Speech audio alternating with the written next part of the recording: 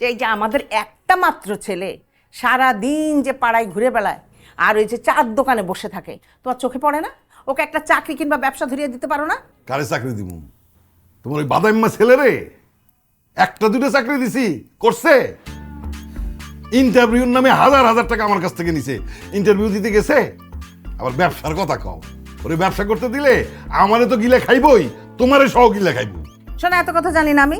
ওই ওর জন্য মেয়ে দেখো, বিয়ে দিতে হবে। তাহলে সব মিলে খরচ পড়তেছে 5 লাখ, তাই তো? 5 লাখ টাকায় ফুল প্যাকেজ। ভাইজান, আমার ছেলে এক নাম্বারের ভালো ছেলে।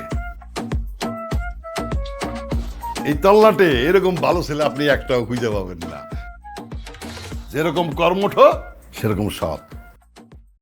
তা ভাইজান, রিশাদ কি বিদেশে সেটেল করবে না এই দেশেই ব্যবসা বাণিজ্য কিছু করবে?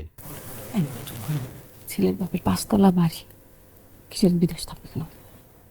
ও 5 তলা বাড়ি ছেলের বাপের, তাহলে তো মনে হয় ছেলে ভালো।